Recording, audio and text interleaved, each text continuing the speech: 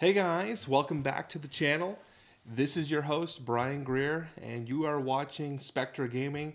I am part of Team Spectre, and today we are taking a look at the Tie Silencer. The new wave came out today featuring a lot of ships. In fact, I've got a whole bunch of them sitting here ready to open and take a look at them. But today I wanted to be the first one to open the Tie Silencer and kind of show you guys this new ship. I'm very excited about it. Let's take a look at the dial because I think this is where the ship is truly going to sing, I guess. You're looking at a large ship, of course, and the dial, it's not a large, it's a small ship, but the thing is large. I mean, look at this thing. It's about the same size as the U-Wing if you were to put them right next to each other. And the dial, very maneuverable. The ship kind of reminds me of a Tie Interceptor, and I bet you the concept of the ship came from the Tie Interceptor. Kind of a New Order kind of rework of the Interceptor, and I like that because the Interceptor was kind of getting to a point in the game where it was difficult to not get one shot by some of the dice. When X-Wing originally came out, you were rolling 2 attack dice, and it was very common to have 2 defense dice, and it was very much on par. And when you had 3 attack dice, man, you had a really good ship, and you had some drawbacks to it. But lately, we're getting ships that have 3 dice as standard. And if you don't have any shields, you can literally get one shot immediately. You get a single bad dice roll, and it can change the entire game. So enter the Tie Silencer, which kind of fills that new role of the Interceptor, but has a little bit of extra hull and shields to it. So again, kind of went on a little rant there. Let's talk about the dial. I'll have a dial here with me to kind of show you guys a little clearer picture. Starting off with the ones, we have hard ones. No soft banks or straights, but that's generally pretty common when you're dealing with a TIE fighter. The 2s are where the swan song gets sung. This thing has green 2s across the board. So expecting to see this thing doing a lot of 2s or 3s even, because the 3s are very clean, especially when the 3 has that Talon roll. Really gives you some good repositioning, and the fact that you have so many greens on this dial, stress is not going to be a real problem. I'd love to see advanced sensors on this ship with push to limit, and the fact that you have so many greens, you're really not going to be stressed, and the maneuverability of the ship is going to be through the roof. Going on with the 4, you have a straight 4 or a 4K to do some turning around. Really good. And then, of course, a single 5 with just a straight 5. Which also, makes me feel more in line with that Tie Interceptor, where it can go 5 straight and move across the board quickly, flank. This is a great flanking ship, especially because it's got some hull and shields to it. It's not going to be totally worthless on its own if it does get repositioned on. So I really, really like that. So let's take a look at some of the pilots and find out where we're sitting with some of these guys. So the first pilot we're going to take a look at is Pilot Skill 4. Signer Jameis Analyst. Pilot Skill 4 coming in at 26 points. This guy's got an action bar filled to the teeth. Now the only thing they're missing is the evade token, but the evade token you can kind of do without with some of the other stuff on here. You've got 3 dice rolls. You can put auto thrusters on this ship. You got 3 attack. It's really good. Coming in at 4 pilot skill, it's actually not that bad for the cheapest ship at 26 points. The ship above that is the First Order Test Pilot, coming in at 29 points, 6 pilot skill, and he actually comes in with the Elite Pilot Talent, which is really nice. When I'm building my lists, I'll be the first one to say that I think the First Order Test Pilot might be the best pilot in the pack. And the reasons I say that are the next 2 pilots, the Blackout and Kylo Ren, their special abilities are okay. They're not the best. So why do I want to spend more points to get an ability that's really kind of niche. So the first order test pilot, no special abilities. You get the elite pilot talent, which is super valuable. Coming in at 6 for the pilot skill, so you can easily get up to an 8 with elite with veteran instincts. Really, really nice. Next, we're going to take a look at the elite talent, the elite pilots here. We have Test Pilot Blackout. One pilot skill higher than the other one. Comes with all the same stats down below, except he is 2 more points. So how valuable to you is a 7 to a 6 with 31 to 29? I mean, it's really close. When you put veteran instincts on them, they're both going to be in that pilot skill range. And the ability of the blackout is not so great. Let me read it to you. When attacking, if the attack is obstructed, the defender rolls 2 fewer defense dice to a minimum of 0. Now remember that when you're obstructed, you roll an additional defense dice. So this ship, for example, would roll 4 and then would minus 2, so down to 2. It's pretty good. And the fact that it helps you when you're getting attacked, they don't get the bonus, but you do. That's really good. I get it, guys. But how niche is that? I mean, it's not going to be used as often as you would want it to be used. And I want my abilities to be good all the time, not just some of the time or a quarter of the time. It's really niche-y, and I just don't think it's going to be used that often. And the final ship that we have is Kylo Ren, coming in at 9 pilot skill at 35 points. The first time you are hit by an attack each round, assign the I will show you the dark side condition card to the attacker. We'll put this up on the board right now so you can take a look at that if you haven't seen it before. When this card is assigned, if it is not already in play, the player who assigned it searches the damage deck for 1 card with the pilot trait and may place it face up on this card, then shuffle the damage deck. When they suffer critical damage during attack, you instead deal the chosen face-up damage card. When there's no damage card on this card, remove it. Now, it's the same as the Kylo Ren crew. The difference is Kylo Ren crew, you can choose who you're going to assign it to. Kylo Ren pilot, he is chosen. Like, he is attacked. And the problem with that is, 1, you're getting attacked. That's the last thing you want in X-Wing. You don't want to be attacked. You don't want to be destroyed. You don't want to take damage, because that's the first way to start losing the game. So I would rather fly. And notice that the Kylo Ren pilot is unique. So you can't have the Kylo Ren crew as well as the Kylo Ren pilot. You can only have one or the other.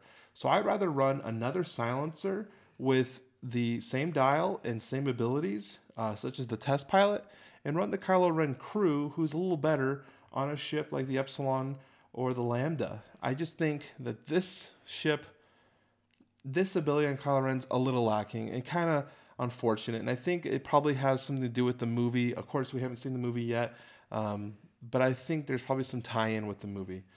So anyways, that's the ships.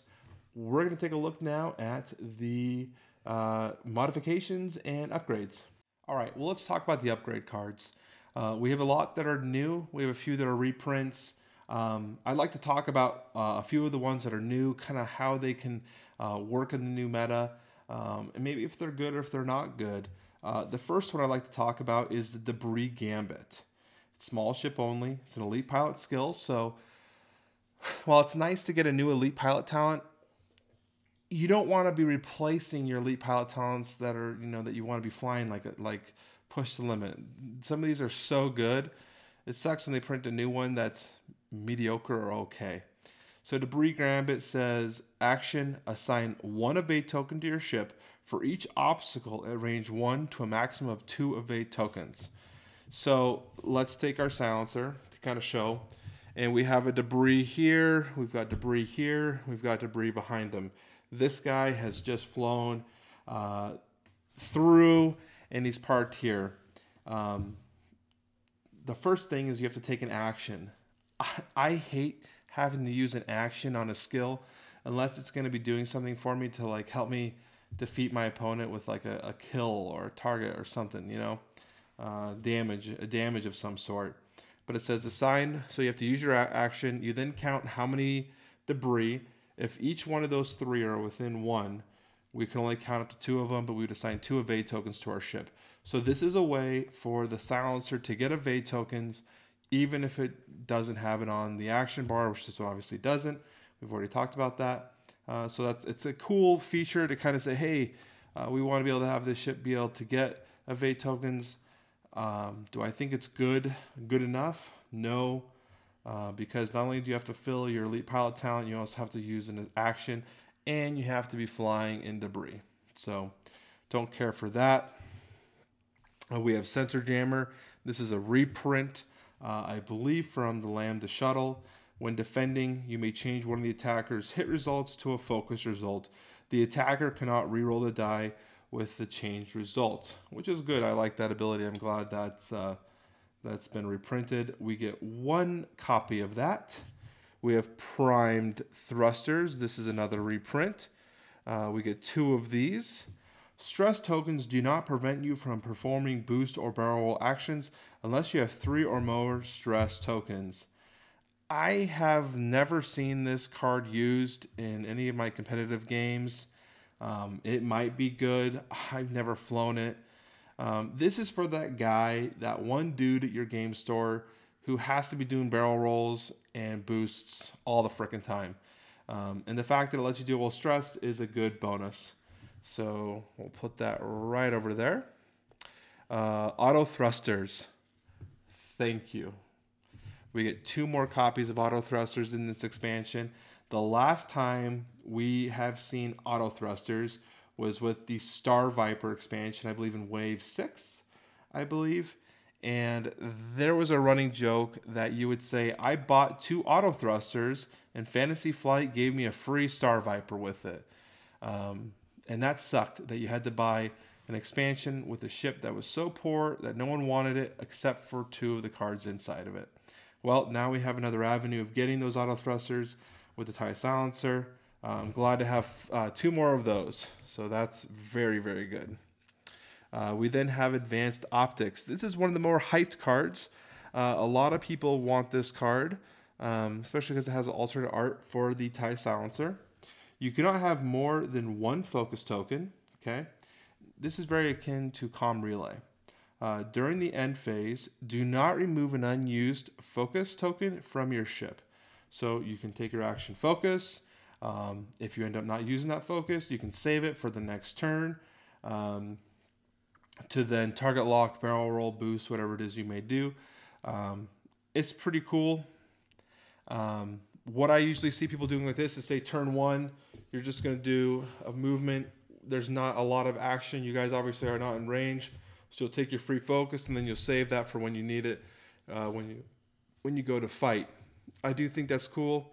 I'd rather have a different card filling this slot though than Advanced Optics. I don't think it's as good as I'd want it to be.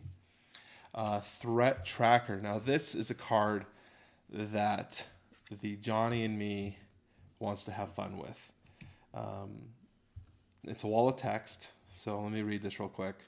When an enemy ship inside your firing arc at range 1 to 2 becomes active during the combat phase, you may spend your target lock on that ship to perform a free boost or barrel roll action if that action's on your action bar. Okay, so let's rewind. So first you have to have a boost or barrel roll on your ship to even utilize this system or this tech, okay?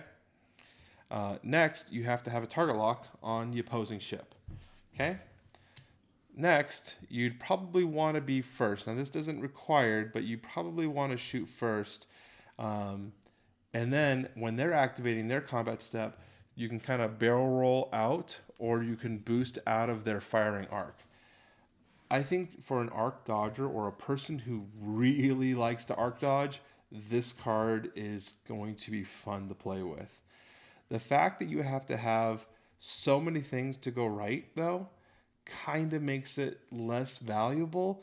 And the fact that you can't spend your target lock to actually reroll your dice and to help you push damage kind of loses value on it. but it helps your survivability and to be able to live for more turns. So I'm up in the air in terms of how good it is. Do I want to play with it? Yeah. Do I think it's good? I'm not sure. We'll find out. The First Order Vanguard is the last card that we have on the list today. It is the title.